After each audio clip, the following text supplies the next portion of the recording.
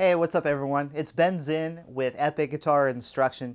Thanks for checking out the lesson today. We're going to take a look at one of my favorite 90s pop rock grunge tunes, Say It Ain't So by Weezer. This is a really fun tune to play, a lot of good guitar parts to dig into. So we're going to detail all of the different parts of this tune. In the first part of our lesson, we're going to take you through all the rhythm playing and chord progressions. And be sure and check out and be on the lookout for part 2, where we take a look at all of the little fills as well as the guitar solo. So like I said, it's a really fun tune to play on the guitar. A lot of good stuff to check out. So let's dive right in and check out some of the first chord progressions. I do want to note, however, we are a half step down, so just lower every string by a half step. In E-flat tuning, we'll detail that for you as well, to play in the same key as the recording. You can, of course, play all these same progressions and leads and everything in standard tuning. It'll just sound a little bit higher up from the recording.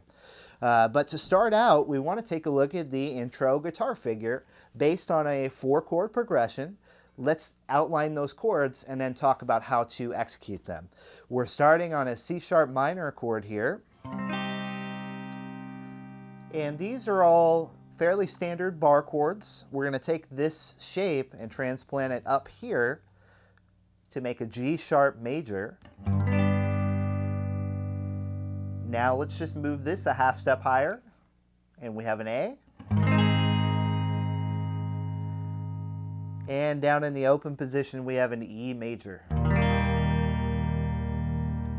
Now you might notice how I'm fingering this here. I'm not using my first finger. In my opinion, this is a nice way to play the E chord for this song, because you can come right from your A major bar chord and just slide everything down, so you don't have to reposition your whole hand. You can, of course, do whatever you're comfortable with, but just food for thought there. You might want to just keep that position, move right down into the E chord like so. Now, how do we execute this? Really cool introduction here. We're going to start out by barring across on our C-sharp minor chord, and we're going to hammer into the rest of the chord. So all 3 of the other fingers are going to hammer into their spot. And we're going to strum like so. So the strumming motion there. Strum down, hammer on, then down up. That gives you the rhythm for your C-sharp. Now we're jumping ahead to the G-sharp major. Here's the signature part of the intro.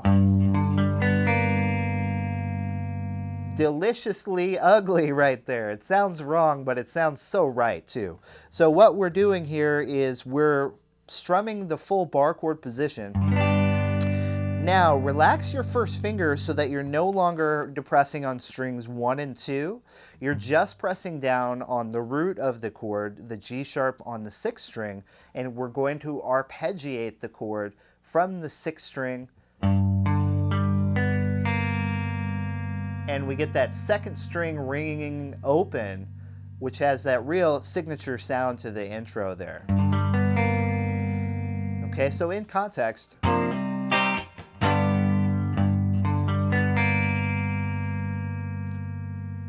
okay, now we're going to take this G-sharp chord and we're going to slide it up. We're going to play and slide up a half step.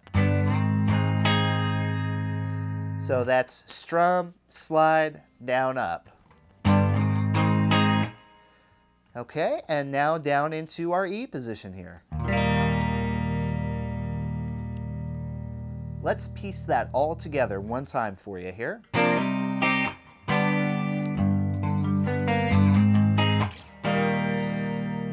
There is a slight little fill that goes right along with our rhythm part here that I'll introduce. Okay. What we're going to do here is play the 6th string open. I'm going to start out barring at the 4th fret, strings 3 and 4. I'm going to play both of those strings and hammer onto the 6th fret. And now I'm going to play the 4th fret and the 5th fret of strings 3 and 2, respectively. So that's strung together, just the fill. And that takes you to the end of the progression where you'll start over and play it again.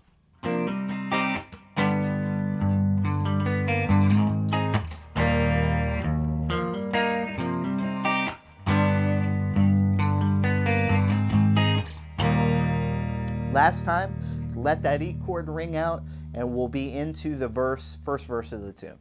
So as we see right off the bat, there's a lot of bar chord movement within this tune, and really a lot of tunes utilize those bar chords. So we want to help you out with this.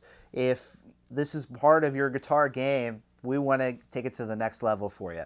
We want to send you a free lesson that details proper bar chord fret hand technique.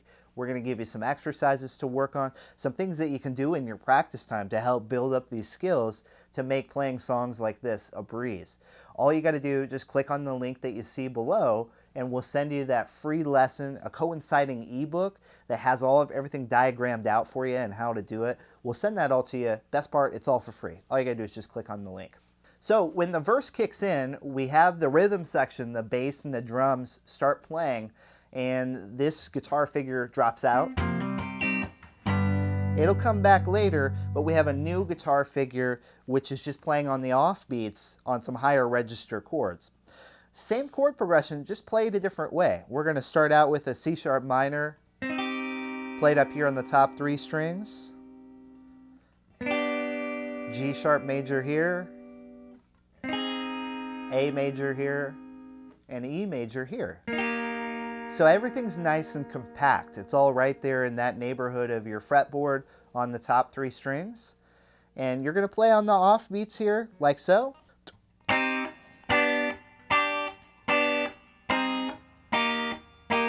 So on the and, 1 and 2 and 3 and 4 and 1 and 2 and 3 and 4 and.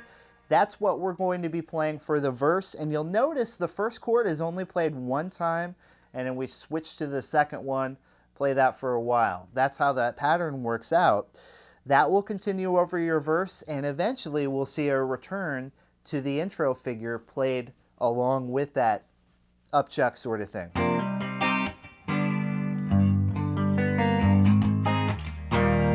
So that will join in on the second half of the verse. Now, the moment we've all been waiting for, when we get to kick on the fuzz pedal and cut loose with some power chords, this is a really fun part of the tune. We're going to basically play the same progression, but we're just going to adapt it and play it now in power chords, and played rhythmically a little different. Here's our C sharp power chord right here, 4th fret. We're just going to hit it 2 times and leave a gap. Okay, G sharp, A5, E5. All together.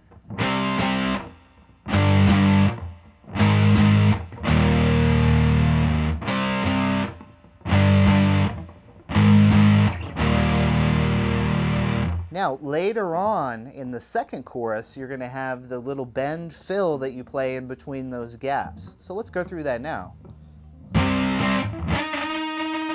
So this is a unison bend. You have an E note here and you have a D note here, and you're bending the D note to match the pitch of the E note.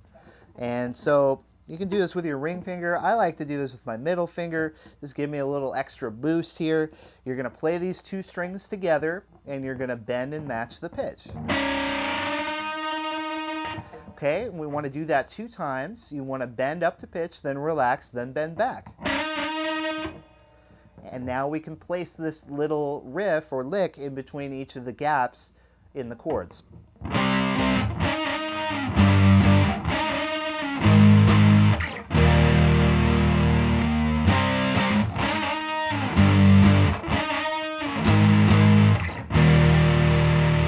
Okay, this takes us through the chorus. We go come back into the original figure here.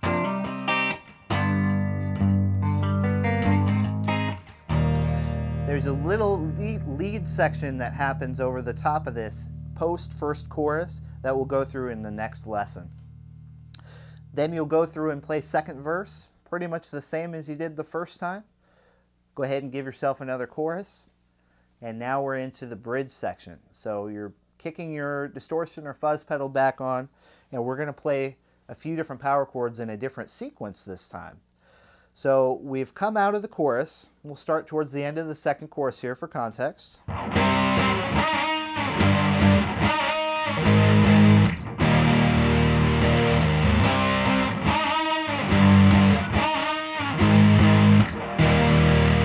Last part of the chorus, go ahead and fill in all those power chords, no gaps and no fill.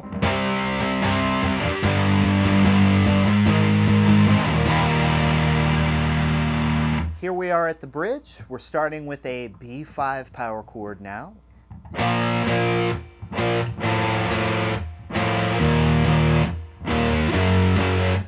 That's our loop. Let's break that down here. We have our B5 power chord.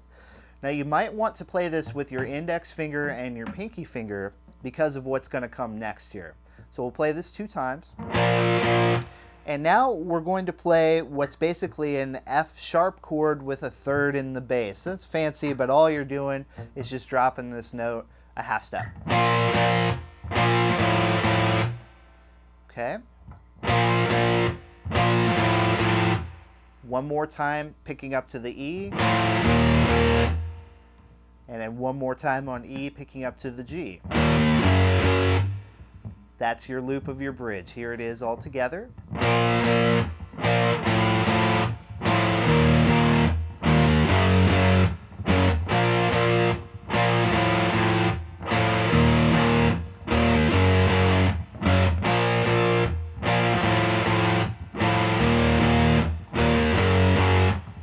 Now the last time through on your bridge, you can palm mute coming out of the G and kind of build up.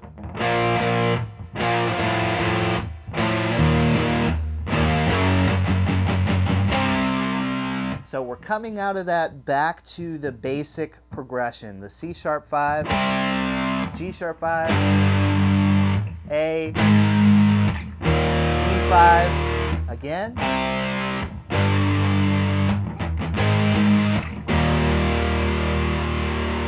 And we've arrived at the guitar solo, which we will go over in part 2 at this point. Okay, and now that's all the parts of the rhythm section for Say It Ain't So. After you get through the solo, hit up another chorus, come back to your intro guitar figure, listen to the tune, you'll hear all those parts come back again. A lot of fun to play these parts. One of my favorite tunes from this era. So be sure that you stay tuned for part 2. We're going to bring you all of the different fills as well as the guitar solo. Join us for that. And hey, if you dug the lesson, give us a like below, leave us a comment, let us know your thoughts. That's how we're going to keep bringing you these great lessons. We really appreciate it. Make sure you subscribe and we'll let you know when we post new content. It's coming all the time. I want to say thanks so much for checking out the lesson. This is Ben for Epic Guitar Instruction, and I'll see you next time.